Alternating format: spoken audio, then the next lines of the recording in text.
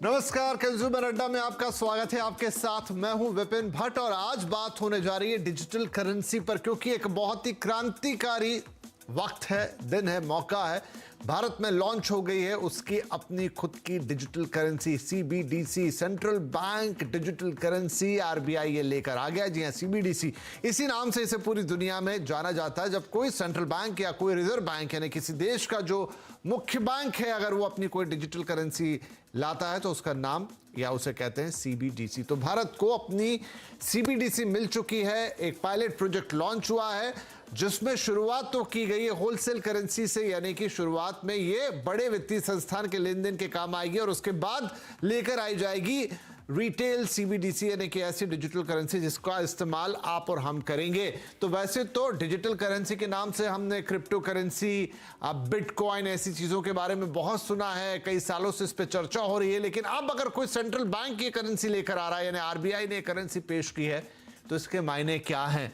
ये किस काम आएगी? क्या ये क्रिप्टो करेंसी की ही तरह है? अगर ये क्रिप्टो करेंसी नहीं भी है तो हमारे पास इन दिनों जो हम यूपीआई से आदान प्रदान करते हैं वहां भी तो कोई कैश नहीं आता, उससे ये कैसे अलग होगी? क्या फायदे होंगे इसके और क्यों इसे लाया गया? कुछ सवाल हैं जिनके जवाब हम जरूर जानेंगे, ताकि आप भी सहज और आसानी से, सरल तरीके से समझ जाएं कि इस कदम के मायने क्या हैं और ये कितना क्रांतिकारी कदम है। तो चलिए इसी पर बातचीत करेंगे। हमारे साथ जुड़ गए हैं कुछ खास मेहमान। कार्यक्रम में शामिल हो रहे हैं इकोनॉमिक और फाइनेंशियल लॉयर राजुल जैन साहब, क्रिप्टो एक्सपर्ट बुधिल व्यास जी और इंटेलीब्लॉक की सीईओ नेहा जैन। आप सभी का बहुत बहुत स्वागत है। तो सबसे पहले बुधिल, हम आपके पास आते हैं। भारत की अपनी क्रिप्टो करेंसी सीबीडीसी और आरबीआई लेकर आ गया है। कैसे समझे इसको? क्या लेकर आया आरबीआई? कैसे ये डिजिटल करेंसी हमारी दूसरी करेंसी यानी कि जो इस समय हम इस्तेमाल करते हैं ऑनलाइन ट्रांजैक्शन के लिए, उससे अलग है? सर एक्चुअली सबसे पहली चीज समझनी हमें ये होगी कि ये है क्या, मोटिव इसका क्या है लाने का। वो ये है कि कुछ ट्रांजैक्शन जो हम लोग करते हैं उनके अंदर क्या होता है कि हमें एक फीस देनी पड़ती है या फिर उस लेन देन के प्रोसेस के अंदर एक समय लग जाता है। तो उस प्रोसेस को रिड्यूस करने के लिए हम एक डिजिटल करेंसी का इस्तेमाल करते हैं। अब वही डिजिटल करेंसी इंडियन गवर्नमेंट ने हम लोग को एज अ यूपीआई भी प्रोवाइड की थी, बट वो थोड़ी सी अलग इसलिए थी क्योंकि वो ब्लॉकचेन या फिर किसी भी एक टेक्नोलॉजी के ऊपर ज्यादा आधारित नहीं थी एंड वहां पर लिमिटेशंस हमारे पास उतनी ज्यादा नहीं हुआ करती थी। इस चीज के अंदर जो सीबीडीसी इंट्रोड्यूस की गई है उसके अंदर एक छोटा सा चेंज यहाँ पर यह आया है, हालांकि ये भी ऑनलाइन है और कंप्लीटली डिजिटल है, लेकिन यहां पर चेंज क्या आया है कि एक ब्लॉकचेन के ऊपर आधारित एक टेक्नोलॉजी है जिसको हम लोग लेजर टेक्नोलॉजी के नाम से जानते हैं। अब लेजर टेक्नोलॉजी के अंदर बहुत सारी चीजें ऐसी होती है जिनके ऊपर हमें सोचना चाहिए। ज्यादातर लोगों को जो कंफ्यूजन है कि ये क्या बाकी डिजिटल करेंसीज से सिमिलर है कि नहीं है, तो वो सिमिलर इसलिए नहीं है क्योंकि लेजर के अंदर क्या होता है कि जो ट्रांसपेरेंसी होती है वो क्लियर होती है, क्लियर एंड कट। आप उसका पता कर सकते हैं that how you have got that crypto currency, वो आप तक पहुंची कैसे है वो करेंसी। तो इसलिए उसको क्रिप्टो का नाम नहीं दिया गया है। That is the reason. वो अगर बैंक्स इस्तेमाल करती है या फिर कोई भी बड़े जितने भी हमारे यहाँ पर लोग हैं या फिर बड़े जितने भी हमारे ग्रुप्स हैं वो लोग अगर यूज करते हैं इसको, तो उसके अंदर क्रिप्टो का ट्रांजैक्शन वो बोलकर नहीं आकर के वो एक डिजिटल करेंसी का ट्रांजैक्शन आएगा, क्योंकि उनके लेन देन के अंदर प्रोसेस वही रहेगा, बहुत फास्ट ट्रांसफर होगा, लेकिन उनकी अनोनिमिटी वाली जो चीज है वो खत्म हो जाएगी एंड लोगों को उसके बारे में जानकारी रहेगी, यानी कि मेनली गवर्नमेंट को जानकारी रहेगी कि ये करेंसी किसने और किसको भेजी और कितना अमाउंट भेजा है। जबकि बाकी जो हमारी करेंसीज है, डिजिटल करेंसी जिनको हम क्रिप्टो करेंसीज बोलते हैं, उनके अंदर ये वाली चीज पॉसिबल नहीं है। वहां पर अनोनिमिटी मेंटेन की जाती है, यहां पर नहीं की जाएगी। ठीक है, तो ये आपने कहा, दो तीन पॉइंट्स इसमें इंपॉर्टेंट है जो मैं दर्शकों को बता दूं कि एक तो जैसे आप यूपीआई ट्रांजैक्शन भी करते हैं, वहां भी सीधा पैसा तो इन्वॉल्व है नहीं, डिजिटल ट्रांसफर होता है इधर से उधर, लेकिन हमें समझाने की कोशिश कर रहे हैं यहां पर कि ये उससे कम टाइम में हो जाएगा, इसका प्रोसेस वैसा नहीं होगा, इसकी टेक्नोलॉजी अलग होगी, और दूसरा ये कि इसमें एनोनिमिटी नहीं होगी, पता होगा बैंक को कि किसका पैसा किसको गया। चलिए थोड़ा और सरल करते हैं, हाँ थोड़ा और समझाइए इसे कि कैसे अंतर आएगा। मतलब मैं एक एंड यूजर हूं, अब वो मैं यूपीआई ट्रांसफर कर दूं या फिर मैं एक डिजिटल करेंसी को ट्रांसफर कर दूं, मेरे लिए क्या फर्क पड़ेगा? जी बिल्कुल। तो आपके लिए तो दोनों ही बराबर हैं, लेकिन आपके यूज़ केसेस बढ़ जाएंगे जहाँ पे आप इन दोनों चीज़ों को उपयोग में ला सकें।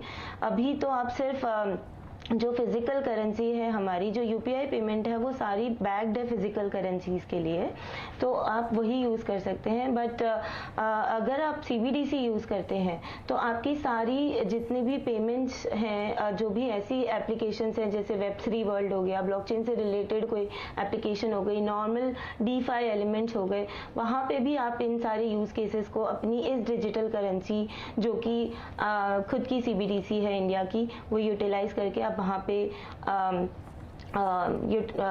यूज केसेस की पॉसिबिलिटी एक्सप्लोर कर सकते हैं। ठीक है, आप सब लोग एक्सपर्ट हैं इसलिए आपके लिए समझना कहना आसान है। मैं थोड़ा और सरल करूंगा इसको दर्शकों के लिए।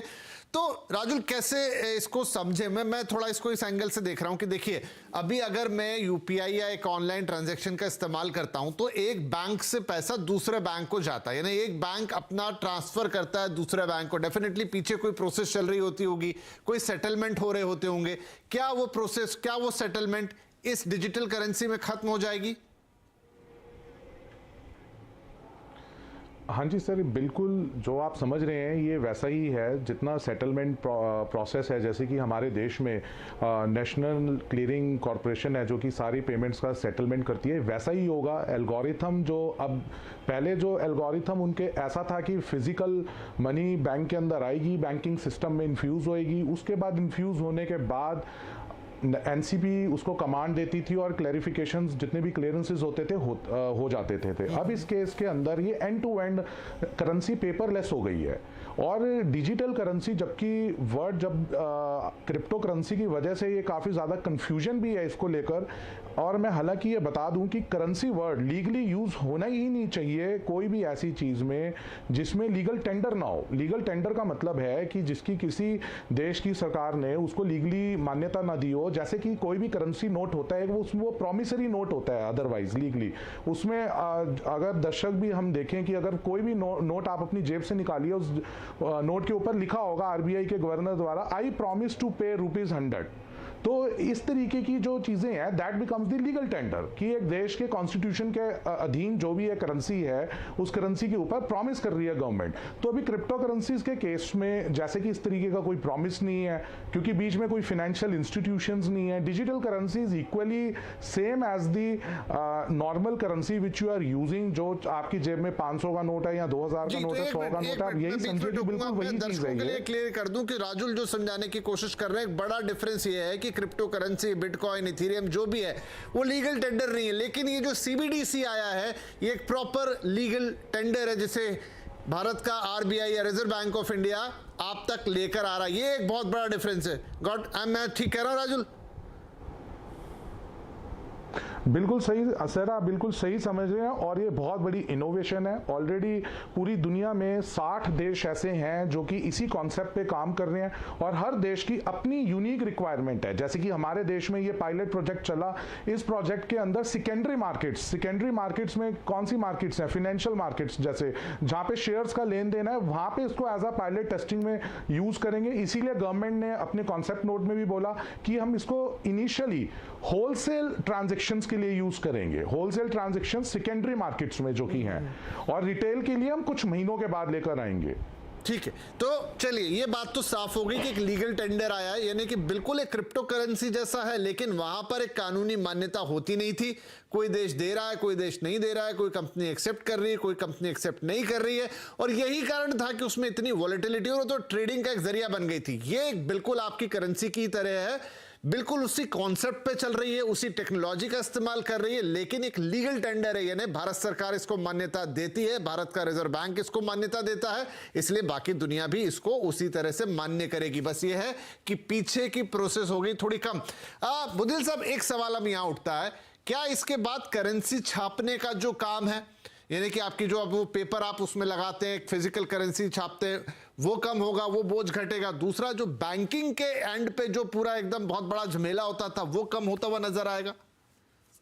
ये सर ऑब्वियसली, मतलब अब जिस हिसाब से हम लोग ट्रांसफर्स करते हैं, ऑनलाइन ट्रांसफर्स ये होने वाले हैं, तो इसके अंदर सबसे बड़ा जो हमारे पास पॉजिटिव चीज ये आ जाती है कि हमारे पास कॉस्ट ऑफ प्रिंटिंग जो है वो इंडियन गवर्नमेंट की कम हो जाने वाली है। सबसे बड़ी चीज एंड सबसे बड़ा मुद्दा ही यही है इस चीज का, सीबीडीसी को लाने का, कि कॉस्ट ऑफ प्रिंटिंग कम हो जाएगी। एंड जिस हिसाब से वो डिस्ट्रीब्यूट होता है, जो हम लोग कैश यूज करते हैं, वो जिस हिसाब से डिस्ट्रीब्यूट होता है, उस डिस्ट्रीब्यूशन का रिडक्शन हो जाएगा। ये सबसे बड़ी दोनों चीजें हैं जो लागू होने वाली है।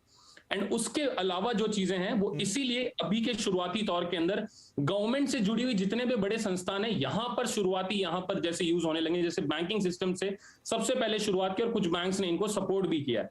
उसके पीछे का रीजन भी यही है कि जो प्रोसेसेस बैंक्स करती थी हमारे लिए इंटरनेशनल ट्रांजैक्शंस के अंदर, उसके अंदर समय भी बहुत ज्यादा लगता था, यहां पर समय भी रिड्यूस हो जाएगा। एंड कॉस्ट ऑफ रेंटिंग जो आपने कही बिल्कुल सही बात है कि यहां से कॉस्ट ऑफ रेंटिंग भी हमारी यहां पर कम हो जाएगी। ठीक है, अच्छा, तो इसी बात पर नया एक चीज मैं कहीं पढ़ रहा था कि शायद यूएई में, अब आप करेक्ट कीजिएगा मैं गलत हूं, तो कि वहां पर जो सैलरीज दी जा रही है वो आधी डिजिटल फॉर्मेट में दी जाती हैं और आधी सैलरी उनको फिजिकल फॉर्मेट में दी जाती है। उसका शायद पर्पस ये है कि जो अभी जो बुदिल ने कहा कि आपको कई लोगों को बाहर पैसे भेजने पड़ते हैं, इंटरनेशनल ट्रांजैक्शंस करने पड़ते हैं, उसकी भी कॉस्ट कम होगी, वो भी रियल टाइम में सेटल होंगे, और जब वो डिजिटल फॉर्मेट में होंगे तो काफी सस्ता पड़ेगा।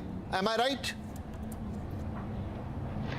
जी बिल्कुल, आप एकदम सही कह रहे हैं कि जो हमारी पेपर की कॉस्ट है या क्रॉस बॉर्डर ट्रांजैक्शन के जो सेटलमेंट की कॉस्ट है वो काफ़ी एक्सपेंसिव होती है और वहाँ पे बहुत हमें एक्स्ट्रा ट्रांजैक्शन कॉस्ट देनी पड़ती है। अगर यही चीज़ हम डिजिटल करेंसी जो कि इक्वली दोनों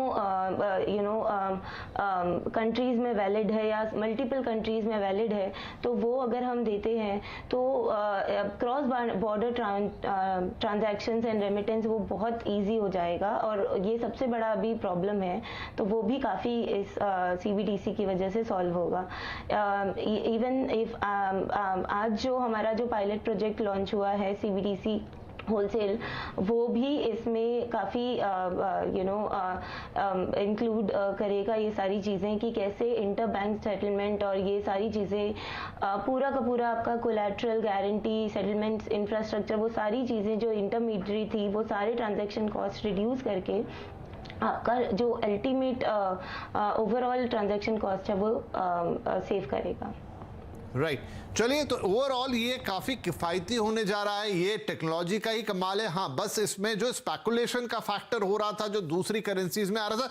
अच्छा राहुल साहब, अब एक बड़ा सवाल ये आएगा कि जब भारत ने अपनी खुद की, देखिए इस समय जो क्रिप्टो करेंसी का बाकी का मार्केट है जिसमें हम बिटकॉइन, इथेरियम और इन दूसरी करेंसीज की चर्चा करते हैं, और एक वो पूरा डिफरेंट वर्ल्ड ही है जहां भयंकर स्पेकुलेशन होता है, बहुत भयंकर वॉलेटिलिटी होती है, और सरकार ने कुछ नियम भी इस तरफ बनाए हैं या इस तरह के थोड़े इन्वायरमेंट पैदा किए कि एक आम निवेशक उसमें हाथ जलाने से बचे।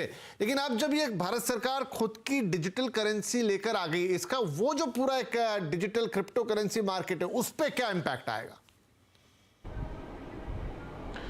सर मैं आपको बता दूं कि जैसे ही जब भी कोई करेंसी किसी एक जगह पे चलनी शुरू होती है, जैसे कि अगर क्रिप्टो करेंसी अब एक जगह पे चलनी शुरू हुई, तो अभी एक आपने बड़ा कॉन्सेप्ट सुना होगा, आजकल बड़ा प्रचलित कॉन्सेप्ट चल रहा है मेटावर्स, जिसमें कि हमारे देश में फर्स्ट इंडियन मिस्टर दिलेर मेहंदी जी, जो कि बड़े प्रचलित सिंगर हैं, गायक हैं, और वो फर्स्ट पर्सन इंडिया में बने कि जिन्होंने मेटावर्स के अंदर जमीन खरीदी। अब metaverse means what is Meta, है तो एक वर्चुअल वर्ल्ड है और उसके अंदर आपने कोई जमीन खरीदी। एक नॉर्मल लोगों को तो ये समझ ही नहीं आएगी बात की भी कैसे करेंसी यूज हो रही है और कैसे मैंने वर्चुअल एक जमीन खरीदी। तो इस पूरे कॉन्सेप्ट के इसको निगेट करते हुए, इसका शमन करते हुए आज हमारे देश में जो डिजिटल करेंसी आई है, इस डिजिटल करेंसी से एटलीस्ट ये होगा, लोगों को एक नोशन ब्रेक होगा कि भी हाँ करेंसी डिजिटल हो सकती है, बट उसके सही मायने और उसके गलत मायनों का एक आज RBI ने एक डिफरेंस सेट कर दिया है। आज एक मार्केट में क्लैरिटी आ गई है कि भी करेंसी डिजिटल हो सकती है, बट एक सही भी हो सकती है और एक इलीगल भी हो सकती है। तो मेरे को ऐसा लगता है कि ये गवर्नमेंट का जो स्टेप है ये बहुत अवेकनिंग कॉल है हमारे नेशन के लिए। अभी I have dealt with the thousands of the for frauds, जो जिसमें लोगों को लगा कि भी ये करेंसी है, जैसे कि हम दुनिया की बहुत बड़ी बड़ी कंपनीज है, टेस्ला है, आप टेस्ला की कार खरीदने चाहिए, वो लोग क्रिप्टो करेंसी को एक्सेप्ट करते हैं एज अ मनी।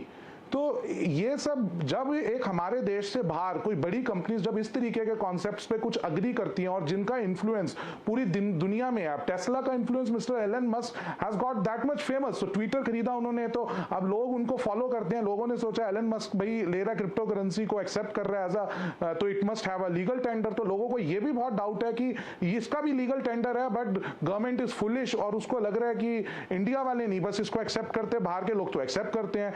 और जो हमारे हमारी यंग जनरेशन है वो इस पूरे ट्रैप में फंसती है और बिल्कुल रिस्क बिना मिटिगेट किए इसमें इन्वेस्टमेंट करती है। तो आई थिंक ये जो आज पायलट स्टार्ट की जो डेट है, it's a clear demarcation in the history of our country कि जहां पे शायद हम अपने कंट्री के लोगों को बचा रहे हैं एक फ्रॉड सिस्टम में बचने के लिए भी कहीं ना कहीं।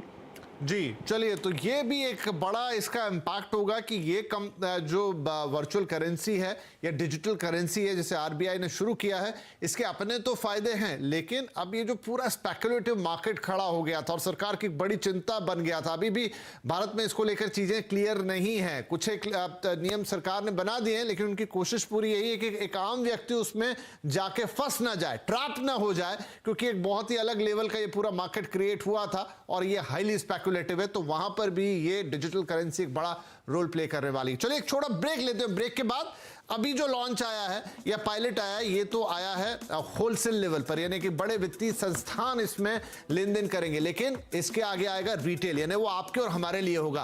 तब क्या इंपैक्ट आएगा, आपकी हमारी लाइफ कैसे बदलेगी, क्या किस तरीके से हमें तनख्वाह मिलेगी। एक सवाल ये भी है कि क्या तब बैंक खाते की जरूरत रह जाएगी, जिस तरह से आज हम बैंक खाता रखते हैं, या डायरेक्ट आपके पास पैसे कुछ तरीके से आ जाएंगे, वॉलेट में आ जाएंगे। कुछ सवाल है जो आप मेरे भी मन में है तो आपके भी मन में होंगे, जाहिर तौर पे अपने एक्सपर्ट से पूछेंगे छोटे से ब्रेक के बाद।